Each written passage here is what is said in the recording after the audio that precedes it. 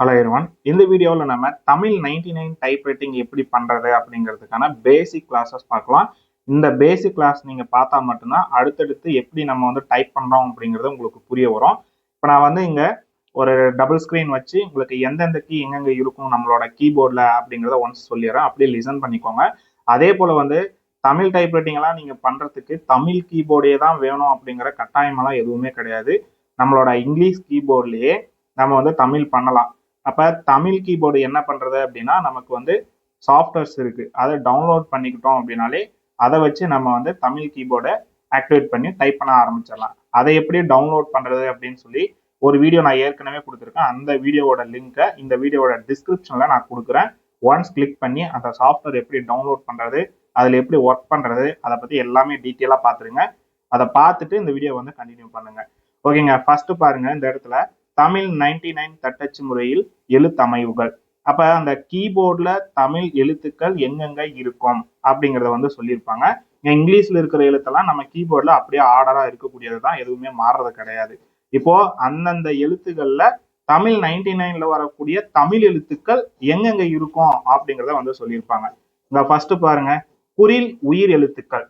அப்போ அதெல்லாம் எங்க இருக்கும் அப்படின்னா இடப்புறம் நடுவரிசைன்னு சொல்றாங்க. இப்போ வந்து வரிசை 3ங்க, 1 2 3 இந்த மாதிரி 3 வரிசை இருக்கு. இடப்புறம் அப்படிங்கிறது லெஃப்ட் ஹேண்ட் சைடு. அப்போ நடுவரிசை அப்படிங்கிறது பாருங்க, ஆ இ உ அதுக்கப்புறம் ஏ. இப்ப இது வரைக்கும் நம்ம வந்து நம்மளோட லெஃப்ட் ஹேண்ட் சைடுல இருக்கக்கூடிய 4 விரலை யூஸ் பண்ணி தான் டெக்ஸ்டே பண்ணுவோம். அதனாலதான் வந்து பார்த்தோம்னா இடப்புறம் நடுவரிசை அப்படிங்கிற மாதிரி கொடுத்துருக்காங்க. சரி, வரும், அடுத்து ஒவ்வொன்றா பார்ப்போம். அடுத்து நெடில் உயிர் எழுத்துக்கள். அப்ப நெடில் உயிர் எழுத்துக்கள் எங்க இருக்கும்? இடப்புறம் மேல் வரிசை. அப்ப இடது பக்கத்திலேயே வந்து பார்த்தோம்னா மேல் வரிசையில இருக்கும் ஆ இ உ ஐ அதுக்கப்புறம் ஏ. இது வரைக்கும் பார்த்தோம் அப்படின்னா நம்ம லெஃப்ட் ஹேண்ட் சைடுல தான் டைப்பே பண்ணுவோம். அடுத்து வந்து பயன்பாடு குறைந்த அப்படிங்கிற போது ஓ ஓ அவு இதெல்லாமே வந்து இடப்புறம் கீழ் வரிசை. கீழே பாருங்க, அவு ஓ சின்ன ஓ, இது எல்லாமே வந்து பார்த்தோம்னா இந்த பக்கம் தான் இருக்கும். இது வரைக்கும் நம்ம வந்து லெஃப்ட் ஹேண்ட் சைடில் தான் வந்து டைப் பண்ணுவோம். எல்லாமே வந்து பார்த்தோம்னா இடப்பக்கம் முடிஞ்சதுங்களா நமக்கு. அடுத்து வந்து வலப்பக்கம் அதிக பயனுள்ள. இப்போ இந்த கா பா மா தா நா யா இதெல்லாம் வந்து அதிகமாக நம்ம வந்து யூஸ் பண்ணுவோம். வலப்புறம் நடுவரிசை. அப்போ வலப்பக்கன்றது ஃபுல்லாக இந்த பக்கம் தான், ரைட் ஹேண்ட் சைட்ஸ். இப்போ கா பா மா தா நா யா இது எல்லாமே நம்மளோட கீபோர்டில் இருக்கக்கூடிய பக்கங்கள் தான். மிதமாக பயனுள்ள. இப்போ நமக்கு எது பயனுள்ளது எது பயனற்றது அதெல்லாம் நமக்கு தேவையில்லை. இப்போ நம்ம பார்க்கறது எந்தெந்த கீ எங்கெங்க பிளேஸ் ஆயிருக்கு அப்படிங்கிறது தான். அதுக்கப்புறம் கீபோர்டில் எப்படி நம்ம வந்து நம்மளுடைய விரலை பொசிஷன் பண்ணி டைப் பண்ணணும் அப்படிங்கிறத அடுத்து பார்க்க போகிறோம். அடுத்து வலப்புற மேல் வரிசையில இந்த லாவெல்லாம் அமைஞ்சிருக்கு. லா ரா நா டா நா சா ஞா இது எல்லாமே வந்து நம்மளோட ரைட் ஹேண்ட் சைடில் இருக்கக்கூடிய விரல்களை யூஸ் பண்ணி தான் டைப் பண்ணணும். குறைந்த பயனுள்ள வா ஙா லா ரா லா இதுவுமே வந்து பார்த்தோம்னா வலப்புறம் கீழ் வரிசை. கீழே இருக்குங்களா? ஓகே. அதே போல வந்து தமிழ் எழுத்துக்களோடு அரிதாக பயன்படும் ஷா ஷா ஜா ஹா சா ஸ்ரீ இதெல்லாம் வந்து வடமொழி எழுத்துக்கள்னு சொல்லலாமா? இது எல்லாமே பார்த்தோம் அப்படின்னா மேல்தட்டு இடப்புற மேல் வரிசைன்னு கொடுத்துருக்காங்களா, நம்ம ஷிஃப்ட் போட்டு யூஸ் பண்ணுவோங்க. இப்போ மெஷின் டைப் ரைட்டிங் பண்ணவங்களுக்கு புரியும். இல்லை அப்படின்னாலும் டைரக்டா கீபோர்டு வரவங்களுக்குமே ஒரு விஷயம் என்ன அப்படின்னா, நம்ம கீபோர்டில் வந்து ஷிஃப்ட் கீன்னு ஒன்று இருக்கும், இந்த பக்கமும் ஒன்று இருக்கும், அதாவது லெஃப்ட் ஹேண்ட் சைடு ஒன்று இருக்கும், ரைட் ஹேண்ட் சைடும் ஒன்று இருக்கும். இப்போ நம்ம வந்து நார்மலா டைப் பண்ணக்கூடிய எழுத்துக்களை அடிக்கணும் அப்படின்னா நார்மலாவே டைப் பண்ணா போதுமானது, அதாவது கீழே உள்ள எழுத்துக்கள். இப்போ இந்த டெக்ஸ்ட்லயே பாத்தீங்கன்னா மேல ஒரு எழுத்து கூட இருக்கு. அப்போ அந்த எழுத்தை நம்ம டைப் பண்ணணும் அப்படின்னா நம்மளுடைய கீபோர்ட்ல ஷிஃப்ட் கீயை ப்ரெஸ் பண்ணி டைப் பண்ணணும். அதாவது நம்மளுடைய ரைட் ஹேண்ட் சைடுல இருக்கக்கூடிய எழுத்துக்களை டைப் பண்ணணும் அப்படின்னா லெஃப்ட்ல இருக்கக்கூடிய ஷிஃப்ட் கீயை ப்ரெஸ் பண்ணிக்கிட்டு அதுக்கப்புறம் தான் நீங்க வந்து மேல இருக்கிற எழுத்துக்களை டைப் பண்ணணும். அதாவது ஸ்ரீ மாதிரி எழுத்தெல்லாம் பண்றீங்க அப்படிங்கிற போது லெஃப்ட் ஹேண்ட் சைடில் ஷிஃப்டை ப்ரெஸ் பண்ணிக்கிட்டு ரைட் ஹேண்ட் சைடில் நீங்க டைப் பண்ணணும். அதே போல லெஃப்ட் ஹேண்ட் சைடில் இருக்கக்கூடிய இந்த சா ஷா ஜா ஹா இந்த மாதிரி எழுத்துக்கெல்லாம் டைப் பண்றீங்க அப்படின்னா நீங்க ரைட் ஹேண்ட் சைடில் இருக்கக்கூடிய ஷிஃப்டை ப்ரெஸ் பண்ணிக்கிட்டு இந்த பக்கம் நீங்க வந்து டைப் பண்ணணும். நம்ம ஷிஃப்ட் கீயை ப்ரெஸ் பண்றது வந்து நம்மளோட சுண்டு விரலை யூஸ் பண்ணி தான் பண்ணணும். அப்ப சுண்டு விரல்ல ஷிஃப்டை ப்ரெஸ் பண்ணிக்கிட்டு அதுக்கப்புறம் இங்க வேணுன்ற கீயை ப்ரெஸ் பண்ணணும். அதே போல லெஃப்ட் ஹேண்ட் சைடுமே வந்து நீங்க யூஸ் பண்றீங்கன்னா சுண்டு விரல வந்து லெஃப்ட் ஹேண்ட் சைடுல ஷிஃப்டை ப்ரெஸ் பண்ணிட்டு அடுத்து இந்த பக்கம் இருக்கிற எழுத்துக்களை நீங்க வந்து ப்ரெஸ் பண்ணலாம். சரிங்களா? இப்போ நம்ம வந்து இங்கிலீஷ் டைப் ரைட்டிங் பண்ணும்போது கூட கேபிட்டல் லெட்டர்ஸ்லாம் டைப் பண்ணணும்னா ஷிஃப்ட் ப்ரெஸ் பண்ணி தான் பண்ணணும். நார்மலா பண்ணோம் அப்படின்னா நமக்கு ஸ்மால் லெட்டர்ஸ் தானே வரும். அப்ப அந்த மாதிரி பண்ணக்கூடிய கான்செப்ட் தான். இதெல்லாம் வந்து ரொம்ப பேசிக்குங்க. ஓகேங்க, இங்க வாங்க. இப்ப தமிழ்ல வந்து நம்ம முதல்ல எழுத்தை எழுதி அதுக்கப்புறம் தான் வந்து புள்ளி வைப்போம். ஒரு எக்ஸாம்பிளுக்கு பார்த்தோம் அப்படின்னா இக்கு போடுறோம்னா காவை எழுதிட்டு அதுக்கு மேல புள்ளி வைப்போம். அதே மாதிரி தான் தமிழ் 99லுமே நம்ம யூஸ் பண்ணணும். ஒரு எக்ஸாம்பிளுக்கு வந்து பார்த்தோம் அப்படின்னா சா அப்படின்னு கொடுத்துருக்காங்களா, இந்த சாவை வந்து இச்சா மாத்தணும்னா என்ன பண்ணுவோம், நம்ம சா அப்படிங்கிறத எழுதிட்டு இச்சு அப்படிங்கிறதுக்கு புள்ளி வைக்கணும். அதானே? அப்போ அதே தான். இப்ப சா அப்படிங்கிற எழுத்து நம்மளோட கீபோர்ட்ல எங்க இருக்கு, அப்போ இந்த லெட்டரை வந்து பிரஸ் பண்ண பிறகு சா அப்படிங்கிறது வந்துடும். அதுக்கப்புறம் நம்ம புள்ளி வைக்கிறதுக்காக எஃப், அந்த எஃப் கீழ தான் வந்து பார்த்தோம்னா புள்ளி வைக்கிறதுக்கான எழுத்து இருக்கு. நீங்க அதை வந்து பிரஸ் பண்ணீங்க அப்படின்னா இச் அப்படின்னு மாறிடும் அப்படிங்கிறது ஒரு எக்ஸாம்பிளா கொடுத்துருக்காங்க. அதே போல அடுத்த லைன்ல பாருங்க, உயிர்மெய் எழுத்துக்களை வெளியீடாக பெற.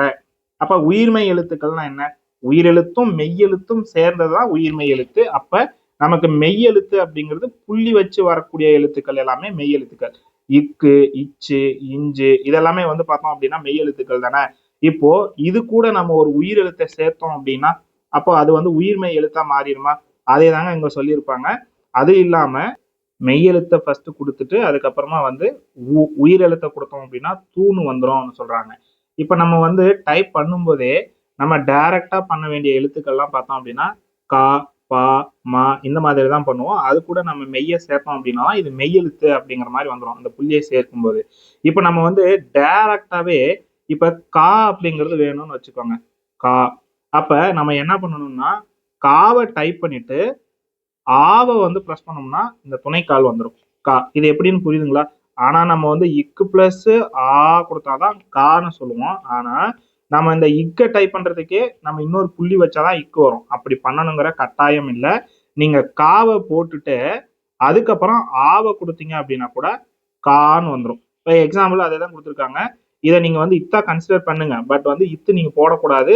தாவை போட்டுட்டே வந்து நீங்க ஊன்னு போட்டீங்கன்னா து, கா பிளஸ் ஏ கே, அதாவது இக்கு பிளஸ் ஏன்ற மாதிரி நீங்க கன்சிடர் பண்ணிக்கணும். அதே போல வந்து இப்பு பிளஸ் ஐ தானே பையே. ஆனா நீங்க வந்து என்ன சொல்லியிருக்காங்கன்னா இலக்கணத்தை ஒட்டியும் தட்டச்சு எளிமைக்கான வழிமுறைகளின்படியும் எழுத்து இணைவுகள் அமைக்கப்படுகின்றன. புரியுதுங்களா? இப்ப நீங்க பண்ண வேண்டியதெல்லாம் என்ன அப்படின்னா, இப்ப பா அப்படின்னு போடணும் அப்படின்னா நெடில் பாவை டைப் பண்ணிட்டு ஆவை போட்டீங்க அப்படின்னா வந்துடும். பீனா பாவை போட்டுட்டு ஈ போட்டீங்கன்னா பி. அதே போல வந்து பூ அப்படின்னா பாவை போட்டுட்டு ஊ போட்டீங்க அப்படின்னா பூ. இந்த மாதிரி வந்துடும் நமக்கு. அப்ப எதுக்கு அப்புறம் எந்த கீ அப்படிங்கிறது தெரியுதுங்களா? இதை நீங்க டைரக்டாவே என்ன பண்ணலாம் அப்படின்னா மெய்யெழுத்துக்களாவே கன்சிடர் பண்ணி டைப் பண்ணுங்க. நம்ம பண்ணும்போது ஒவ்வொன்றா புரியும், அப்படி லிசன் பண்ணுங்க. எக்ஸாம்பிள் அதே தான் கொடுத்துருக்காங்க. கா பிளஸ் ஆ கா, கா பிளஸ் ஆ கா. இப்ப நீங்க குறில் எழுத்துக்கள் ஏதாவது வந்து டைப் பண்றீங்க அப்படின்னா கா, பா அதே மாதிரி ஓகே அந்த வரிசையில் வரக்கூடிய கா, ங, சா, ஞா இந்த மாதிரி எழுத்துக்கள்லாம் பண்றீங்க அப்படின்னா அது கூட நீங்க ஆவை சேர்க்கணுங்கிற கட்டாயம் கூட இல்லை. நீங்க சேர்த்தாலும் வந்து அந்த எழுத்துல எந்த மாற்றமும் வராது. ஏன்னா நீங்க டைரக்டா கா கொடுத்தீங்கன்னா அது காவாக தான் வந்துடும். அடுத்த எழுத்துக்கள் நீங்க என்ன பண்ணணுமோ அதை டைப் பண்ணிட்டு போயிடலாம். நம்ம வார்த்தைகளா பார்க்கும்போது உங்களுக்கு புரியும். ஒருவேளை அந்த குறியில நெடிலா மாத்தணும் அப்படிங்கிற போது வேணும்னா உயிரெழுத்தை அது கூட நீங்க சேர்க்கணும். கா பிளஸ் ஆ கா, அதாவது இக்கு பிளஸ் ஆ அப்படிங்கிற மாதிரி கன்சிடர் பண்ணிக்கணும் நீங்க. அதே மாதிரி தாங்க அடுத்து அந்த காவரிசையில் வரக்கூடிய எழுத்துக்களை என்னவெல்லாம் மாத்தணுமோ அது கூட நீங்க அந்த உயிர் எழுத்துக்களை சேர்க்கும் போது அடுத்த எழுத்து அது என்னவோ அதுவா மாறிடும். ஸோ இதை வந்து நீங்க கரெக்டா லிசன் பண்ணி டைப் பண்ணணும். இப்ப நமக்கு தமிழ்ல வந்து இணை எழுத்துக்கள் அப்படிங்கிற எழுத்துக்களுமே இருக்கு. இணை எழுத்துக்கள் என்ன அப்படின்னா ஒரு எழுத்து வந்ததுன்னா அதை அடுத்து இந்த எழுத்து மட்டும்தான் வரும். அப்ப ரெண்டு எழுத்தா வரும்போது அப்போ என்ன பாத்தீங்கன்னா இங்கா, இஞ்சா, இண்டா, இந்தா, இம்பா, இன்றா. இப்போ இந்த மாதிரி எழுத்துக்கள் எல்லாம் பக்கம் பக்கமே அமைக்கப்பட்டுள்ளன அப்படின்றாங்க. மேலும் இவற்றை ங, கா அப்படின்னு சொல்லி டைப் பண்ணீங்க அப்படின்னாலே உங்களுக்கு என்ன மாதிரி வந்துடும் அப்படின்னா ஞாவை டைப் பண்ணிட்டு காவை டைப் பண்ணீங்கன்னா மேல புள்ளி தன்னால வந்துடும். முன்ன என்ன சொல்லியிருப்போம், நம்ம ஒரு எழுத்தை வந்து நீங்க மெய் எழுத்தா மாத்தணும் அப்படின்னா அந்த எழுத்தை போட்டுட்டு மேல புள்ளி வைக்கணும் அப்படின்னு பார்த்தோம். ஆனா இந்த இணை எழுத்துக்கள் என்னன்னு பார்த்துக்கோங்க. இந்த இணை எழுத்துக்கள் வரும்போது மட்டும் நீங்க அதுக்கு முன்னாடி எழுத்தையும் அடுத்து வர்ற எழுத்தையும் போட்டீங்க அப்படின்னாலே போதும். இணை எழுத்துக்கு நீங்க கம்பல்சரி புள்ளி வைக்கணுங்கிற அவசியம் இல்லை. அதுவே தன்னால புள்ளி வச்சுக்கும். இப்ப இஞ்சான்னு போடுறீங்க அப்படின்னா ஞா போட்டுட்டு சா போட்டீங்க அப்படின்னா மேல தன்னால புள்ளி வந்துடும். இண்டா அப்படின்னாலுமே அப்படிதான். நா போட்டு டா போட்டீங்க அப்படின்னா மேல தன்னால புள்ளி வந்துடும். மொத்தமா நம்ம இந்த புள்ளி வைக்கணும் அப்படின்னாலே வந்து இன்னொரு கீ எக்ஸ்ட்ரா யூஸ் பண்ணியிருக்கணும் தானே. இப்போ நாவுக்கு ஒரு கீ, புள்ளிக்கு ஒரு கீ, டாவுக்கு ஒரு கீ, மொத்தம் 3 கீ யூஸ் பண்ண வேண்டிய இடத்துல இப்ப 2 கீ யூஸ் பண்ணா போதும் அப்படிங்கிறாங்க. அந்த இணை எழுத்துக்கள் வரும்போது மட்டும் நம்ம டைப் பண்ணும்போது ஒவ்வொன்றா டீட்டெயிலா பார்ப்போம். இதெல்லாம் பேசிக் லிசன் பண்ணிக்கிட்டீங்க அப்படின்னா நம்ம அங்க வரும்போது ஓகே நம்ம ஏற்கனவே பார்த்தோமே அப்படிங்கிறது புரியும் அப்படிங்கிறதுக்காக தான் இந்த வீடியோ. அதே போலதாங்க மற்ற எழுத்துக்கள் எல்லாம் பாருங்க, இந்தா, இம்பா, இது எல்லாமே அதே மாதிரி தான். அப்போ நாவும் தாவும் டைப் பண்ணீங்கன்னா இந்தான்னு வந்துடும். மாவும் பாவும் டைப் பண்ணீங்கன்னா இம்பான்னு வந்துடும். 2 கீழே மொத்தம் 3 கீ அடங்குற மாதிரி நமக்கு உள்ள வந்துடும். அதே போல இன்னொரு ரூல்ஸ் வருது பாருங்க. இது போலவே தமிழ் பயன்பாட்டில் இக்கா, இங்கா, இச்சா, இஞ்சா, அப்புறம் இட்டா, இன்னா, இந்த மாதிரி இரட்டை எழுத்துக்கள் தொடர்ந்து வருது அப்படிங்கிற போது நீங்க வந்து புள்ளி வைக்கணுங்கிற அவசியம் இல்லை. அதுலயே தன்னால புள்ளி வந்துடும். இரட்டை எழுத்துக்கள் வரும்போது தானாவே புள்ளி இணைந்து கொள்ளும். தமிழில் மிகச்சில சொற்களே இந்த இலக்கணத்தை மீறி வருவதால் இயல்பாகவே இந்த இலக்கண அமைப்பு நம்ம தமிழ் தட்டச்சில் கொடுத்துருக்கோம் அப்படிங்கிற மாதிரி சொல்லுவாங்க. புரியும்னு நினைக்கிறேன். இப்போ வந்து நமக்கு இக்கா, அப்ப மிக்கன்னு வருதுன்னு வச்சுக்கோங்க. ஒரு எக்ஸாம்பிளுக்கு நான் சொல்றேன், மிக்க. அப்ப நீங்க வந்துட்டு மீ போட்டுட்டு காக்கான்னு 2 டைம் டைப் பண்ணீங்க அப்படின்னாலே மேல புள்ளி வந்துடும். ஒரு எக்ஸாம்பிளுக்கு தான் நான் சொன்னேன். நெக்ஸ்ட் ஒரு எக்ஸாம்பிள் சொல்றேன் பாருங்க. இத்தாவுக்கு இப்ப முத்தமிழ் எழுதுறோம்னு வச்சுக்கோங்க. முத்தமி இல்ல, முத்தமிழ். அப்ப இத்தான்னு வருது. நீங்க மூ போட்டுட்டு தாத்தா மீ இல்லு, நீங்க தாத்தா போட்டாலே இத்தான்னு வந்துடும். அப்ப இந்த மாதிரி ஒரு சில இடத்துல நீங்க யூஸ் பண்ணிக்கலாம். அடுத்து பாருங்க, இந்த இடத்துலயே சொல்லியிருப்பாங்க. ஒரு சில இடத்துல எல்லாம் பார்த்தோம் அப்படின்னா காக்கா, சாசா, தாத்தா அப்படிங்கிறது அந்த 2 எழுத்துக்கள் சேர்ந்தே வரும். நமக்கு அது புள்ளி தேவைப்படாம இருக்கும். அப்படி உங்களுக்கு அந்த புள்ளி எல்லாம் தேவைப்படாம இருக்கு அப்படிங்கிற போது இங்க பாருங்க கொடுத்துருப்பாங்க. இதை தவிர்க்க வேண்டிய இடங்களில் மட்டும் ஆ என்ற எழுத்தை பயன்படுத்த வேண்டும். உதாரணமா தாத்தா. அப்ப தா போட்டுட்டு தா போட்டீங்க அப்படின்னா மேல புள்ளி வந்துடும். ஆனா எனக்கு மேல புள்ளி வரக்கூடாது அப்படின்னா நீங்க என்ன சேர்க்கணும்னா தாவை டைப் பண்ணிடுறீங்க. தா எங்க இருக்கு பாருங்க நம்ம கீபோர்ட்ல, இங்க இருக்கு. இந்த தாவை ஒரு டைம் இப்ப டைப் பண்ணிட்டீங்க. இன்னொரு டைம் அந்த தாவை போட்டீங்க அப்படின்னா மேல புள்ளி வந்துட்டு இன்னொரு தா வந்துடும். அதை தவிர்க்கிறதுக்கு என்ன பண்ணணும் நீங்க அப்படின்னா ஃபர்ஸ்ட் ஒரு டைம் தாவை அடிச்சுட்டு அதுக்கப்புறம் ஆவை சேர்த்துருங்க. ஆ அப்ப என்னவாவே இருக்கும் அப்படின்னா தாவே இருக்கும். அடுத்து இன்னொரு டைம் தாவை டைப் பண்ணீங்க அப்படின்னா தா தான்னு வந்துடும். அப்ப புரியுதா? அப்ப உங்களுக்கு 2 எழுத்துக்கள் ஒரே மாதிரி வருது. எனக்கு அந்த எழுத்துக்கள் மேல புள்ளி வரக்கூடாதுன்னு நினைக்கிறீங்க. அப்போ முதல் எழுத்துக்கு புள்ளி வேணான்னு கம்பல்சரி உங்களுக்கு தெரியும். அப்ப என்ன பண்றீங்கன்னா எந்த எழுத்துக்கு புள்ளி வேணாவோ அது கூட ஒரு ஆவை சேர்த்துட்டீங்கன்னா முடிஞ்சது. ஓகே, புரியுதுங்களா? அப்ப வந்து இத்து பிளஸ் ஆ தா அப்படிங்கிற கான்செப்ட் அதே மாதிரிதான் எல்லாத்துக்குமே. இப்ப அடுத்து இன்னொரு எக்ஸாம்பிள் சொல்றேன் பாருங்க. சாசான்ற இன்னொரு எழுத்து உங்களுக்கு தேவைப்படுது. ஆனா சாசா நீங்க 2 டைம் டைப் பண்ணிட்டீங்கன்னா இது மேல புள்ளி வந்துடும். அதுக்காக நீங்க என்ன பண்ணணும் அப்படின்னா சாவை ஒரு டைம் நீங்க டைப் பண்ணி முடிச்சிடுறீங்க. இந்த சா எங்க இருக்கு, இங்க இருக்கா. அதுக்கப்புறம் இது கூடவே ஒரு ஆ சேர்த்தணும் அப்படின்னா சான்னு தான் வரும், மாறவே மாறாது. அதுக்கப்புறம் இன்னொரு சா போட்டீங்கன்னா சான்னு வந்துடும். கீபோர்ட்ல ஒர்க் பண்ணும்போது நம்ம பார்க்கலாம். மற்ற எழுத்துக்களும் அதே மாதிரி தாங்க. இதே எக்ஸாம்பிள மற்ற எழுத்துக்கும் நீங்க வந்து இம்ப்ளிமெண்ட் பண்ணிக்கோங்க. இப்போ ஒரு எக்ஸாம்பிள் கூட அங்க கொடுத்துருக்காங்க பாருங்க. செய்யாதது அப்படின்னு சொல்லி நம்ம பண்ணும்போது நம்ம அந்த தாத்தா 2 டைம் கொடுத்துட்டோம் அப்படின்னா இத்து அப்படிங்கிற மாதிரி வந்துடும். அப்ப நம்ம என்ன பண்ணிருக்கணும் அப்படின்னா தா கொடுத்து ஆ, அதுக்கப்புறமா தூ. இப்ப இந்த மாதிரி போட்டிருக்கணும். நம்ம தூ அப்படிங்கிற போது தா போட்டுட்டு ஊ போடணும். புரியுதுங்களா? அப்ப அந்த மாதிரி வந்து டைப் பண்ற மாதிரி இருக்கும் அப்படிங்கறதும் சொல்லியிருக்காங்க. ஓகேங்க, இது மட்டும் போதும் இந்த இடத்துல. இன்னொரு விஷயம் என்ன அப்படின்னா இங்க நீங்க வந்து தமிழ் 99 யூஸ் பண்றது மூலமா மேக்சிமம் வந்து ஷிஃப்ட் கீ யூஸ் ஆகிறது கிடையாது நமக்கு. இப்போ இங்கேயே வந்து சொல்லியிருப்பாங்க நமக்கு ஷிஃப்ட் கீ பெரும்பாலுமே வந்து நம்ம யூஸ் பண்றதில்ல தமிழ் 99 அப்படின்னு சொல்லியிருப்பாங்க.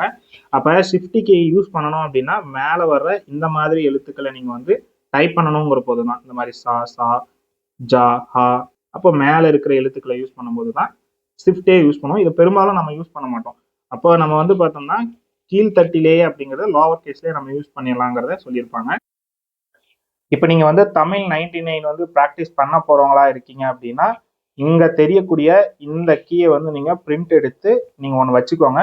நீங்க எங்க வந்து டைப் பண்றீங்களோ அந்த இடத்துல ஒட்டி வச்சுட்டு நீங்க டைப் பண்ணும்போது மறந்து போச்சு அப்படின்னா அந்த கீயை பார்த்து நீங்க வந்து ஒரு டைம் டைப் பண்ணிக்கணும்.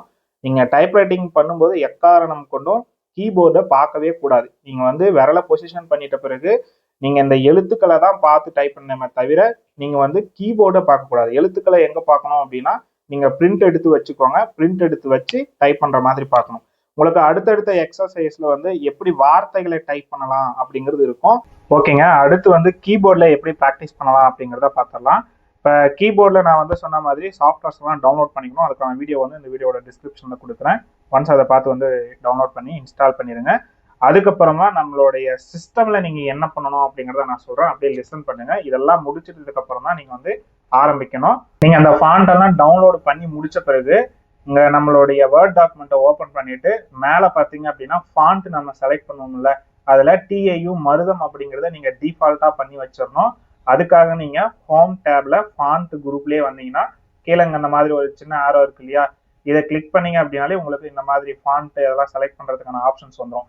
இது ஃபாண்ட்ல வந்து நீங்கள் டிஐயு மருதம் அப்படிங்கிறத சர்ச் பண்ணி நீங்கள் இந்த இடத்துல வந்து செட் ஆஸ் டிஃபால்ட் அப்படிங்கிறத கொடுத்து ஓகே பண்ணிட்டீங்க அப்படின்னா போதுமானது.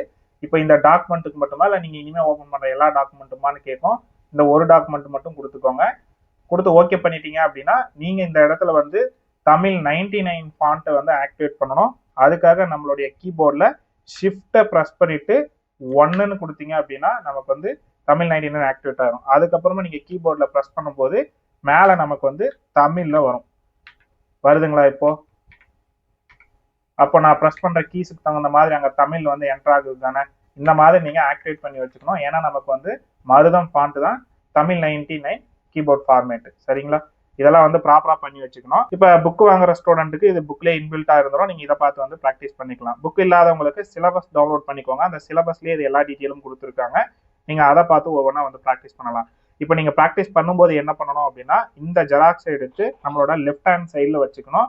அதை பார்த்து தான் நீங்கள் கீபோர்டில் ப்ராக்டிஸ் பண்ணணும். ஃபர்ஸ்ட் டைம் நீங்கள் வந்து கீயை ப்ரெஸ் பண்ணுறீங்க அப்படிங்கிற போது வேணும்னா கீபோர்டை பார்த்து டிஸ்பிளேவை பார்த்து பண்ணலாம். தொடர்ந்து நீங்கள் வந்து கீபோர்டு எவ்வளோ பார்க்கக்கூடாது. ஒரே ஒரு டைம், அது எக்ஸப்ஷன் தான். அதுக்கப்புறம் நீங்கள் ப்ராக்டிஸ் பண்ணும் போதெல்லாம் இந்த எழுத்தை பார்த்து மட்டும்தான் நீங்கள் டைப்பே பண்ணணும். கீபோர்ட் பக்கம் நம்மளோட கண்ணு போகவே கூடாது. இப்போ வந்து நான் வந்து ப்ராக்டிஸ் பண்ணுறேன் பாருங்க. இதில் வந்து விரலை எப்படி பொசிஷன் பண்ணணும் அப்படின்னா நம்மளுடைய கீபோர்டில் பார்த்தீங்கன்னா F, J இது ரெண்டிலும் ஒரு சின்ன கோடு மாதிரி இருக்கு இல்லையா, இதில் வந்து நம்மளோட ஆள்காட்டி விரலை பொசிஷன் பண்ணிடுங்க. அதுக்கப்புறம் அடுத்தடுத்த கீஸில் நம்மளோட விரலை வச்சிருங்க. அதே போல தான் இங்கேயுமே. இப்போ வந்து நீங்கள் ப்ராக்டிஸ் ஆரம்பிக்கலாம். இப்போ பாருங்க, ஃபர்ஸ்ட் வந்து ஆ அப்படிங்கிறது ஏ அப்படிங்கிற கீழே இருக்கும். நான் முன்ன சொன்னேன் என்னன்னா நம்மளுடைய கீபோர்ட் லே அவுட் ஃபார்மேட்டை வந்து பிரிண்ட் எடுத்து இங்கே ஒரு பக்கம் செவுத்துல ஒட்டி வச்சிருங்க. நீங்க எங்க உட்காந்து வந்து ப்ராக்டிஸ் பண்ணீங்களோ அந்த இடத்துல டவுட் வரும்போது ஒரு டைம் திரும்பி பார்த்துட்டு அப்படியே ப்ராக்டிஸ் பண்றதுக்காக. ஃபர்ஸ்ட் பாருங்க, ஆ, அடுத்து இ, உ, ஏ. அப்ப அந்த ஏவுக்கு முன்னாடி பார்த்தோம் அப்படின்னா புள்ளின்னு ஒன்று இருக்கு. நீங்க அதை ப்ரெஸ் பண்ணாலும் பண்ணுங்க. நமக்கு வந்து இங்க எக்ஸாம்பிள்ல கொடுக்கல, இருந்தாலும் நம்ம அதை ரிமூவ் பண்ணிடலாம். அவங்க கொடுத்துருக்கிற மாதிரி பண்ணலாம். இப்போ நம்மளுடைய இந்த ஆள்காட்டி விரல் வந்து ஜி, அதாவது ஜி அப்படிங்கிற கீழே ஏ அப்படிங்கிற எழுத்து இருக்கு. அப்போ இந்த எழுத்தும் வந்து ப்ரெஸ் பண்ணணும். அப்ப நம்மளுடைய இந்த விரல் மேல வரும்போது மற்ற விரலை கீபோர்ட்ல இருந்து தூக்கக்கூடாது. நீங்க இதை வந்து அப்படியே ஸ்டேபிளா வச்சுக்கணும். அடுத்து பார்த்தோம் அப்படின்னா ஒரு ஸ்பேஸ், ரைட் ஹேண்ட் சைடில் இருக்கிற கட்ட விரல தான் நீங்க ஸ்பேஸ்க்கு யூஸ் பண்ணணும். நெக்ஸ்ட் இந்த செமிகோலன் இருக்குல்ல, நம்ம சுண்டு விரல் தான். அப்படியே வந்து நாவை ப்ரெஸ் பண்ணுங்க. அடுத்து தாவை ப்ரெஸ் பண்ணீங்க அப்படின்னா நமக்கு நா மேல புள்ளி வந்துடும். ஏன்னா இணை எழுத்துக்களை வந்து தொடர்ந்து டைப் பண்ணும்போது அதுக்கு முன்னாடி இருக்கிற எழுத்து மேல புள்ளி வந்துடும். நம்ம ஏற்கனவே பார்த்துருக்கோம். அப்ப இணை எழுத்துக்கள் என்னென்ன? இண்டா, இம்பா, இந்தா, இண்டா, இன்றா அப்படிங்கிறதெல்லாம் பார்த்துருப்போம். அதே தான். அடுத்து வந்து மா, அப்போ மான்றது கேல தான் இருக்கும். அடுத்து வந்து பா, பாவடிக்கும் போது நமக்கு மா மேல புள்ளி வரும். ஏன்னா இம்பா அது வந்து இணை எழுத்து. அதுக்கப்புறமா வந்து கா, மறுபடியும் வந்துட்டு பா, ஒரு ஸ்பேஸ். அதே கான்செப்ட் தான் திரும்ப திரும்ப திரும்ப பண்ணணும். நீங்க ஒரு பேஜ் ஃபுல்லா இதே நீங்க வந்து ப்ராக்டிஸ் பண்ணுங்க. ஆ, இ, உ, ஏ, ஸ்பேஸ், நா, தா, மா, பா, கா, பா. இப்படி ப்ராக்டிஸ் பண்ணணும். நீங்க அங்க புள்ளி வந்துருது அப்படிங்கறதுனால இந்து, இம்மு அதெல்லாம் வந்து சொல்லிட்டு இருக்க வேணாம். நீங்க நார்மலா ப்ராக்டிஸ் பண்ற மாதிரி பண்ணுங்க. ஆ, இ, உ, ஏ, ஸ்பேஸ்.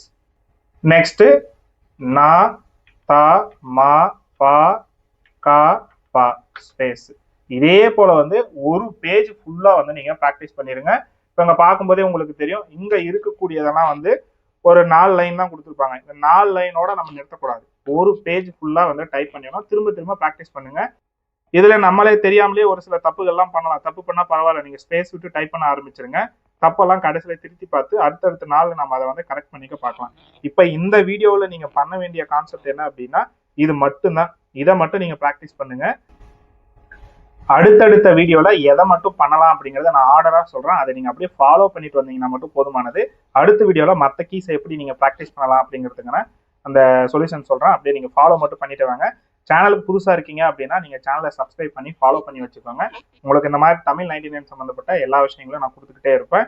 அதே போல டோட் சைட்லேருந்து கொடுக்கக்கூடிய எல்லா அப்டேட்ஸுமே உங்களுக்கு உடனுக்குடனே கொடுத்துட்டு இருப்போம். அடுத்து இந்த வீடியோட டிஸ்கிரிப்ஷன்ல நம்ம சேனலுக்குன்னு சொல்லி டெலிகிராம் குரூப் எல்லாம் இருக்கு. நீங்க அப்டேட்ஸ்க்காக அதுல வந்து ஜாயின் ஆகிக்கோங்க. அப்டேட்ஸ் எல்லாம் உங்களுக்கு உடனுக்குடனே கிடைச்சிக்கிட்டே இருக்கும். இந்த வீடியோ உங்க ஃப்ரெண்ட்ஸுக்கும் ஷேர் பண்ணுங்க. தமிழ் 99 லேர்ன் பண்றவங்களுக்கு ரொம்ப ஹெல்ப்ஃபுல்லா இருக்கும்.